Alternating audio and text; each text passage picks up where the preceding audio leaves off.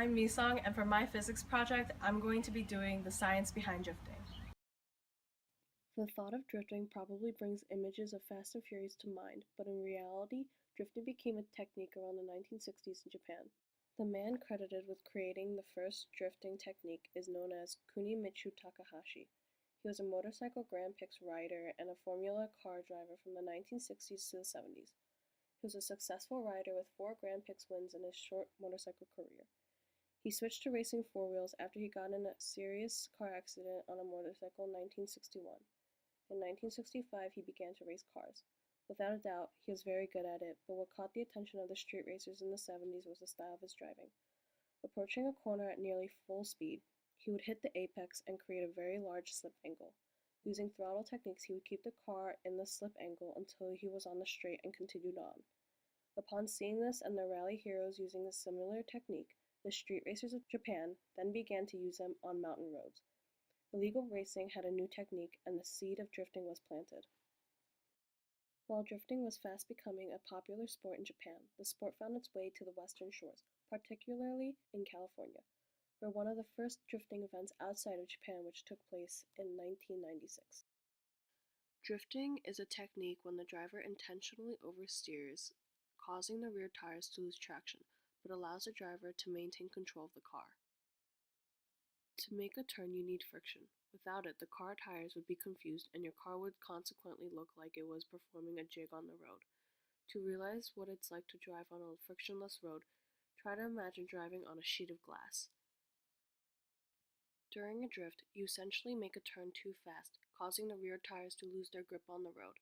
As a result, the rear tires over-rotate in the direction of the turn, which makes them go into a spin.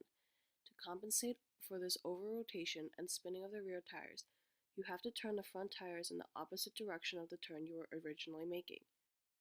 Friction plays a big role in drift racing. The reason why there is white smoke when drifting is because the friction creates heat that burns the rubber on the tire, and rubber starts to burn at 260 degrees Fahrenheit.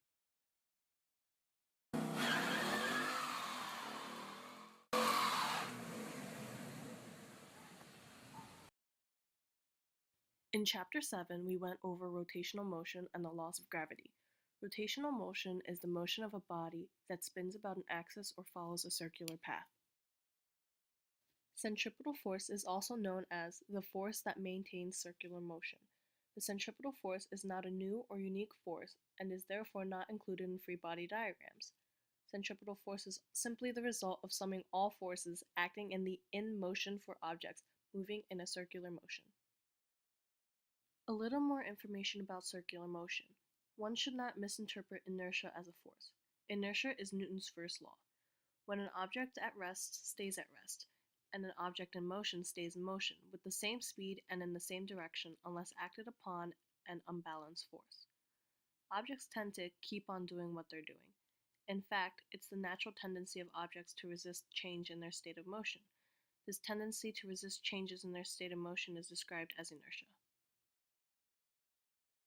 Thanks to Miss Bull's class, we have all heard of centrifugal force.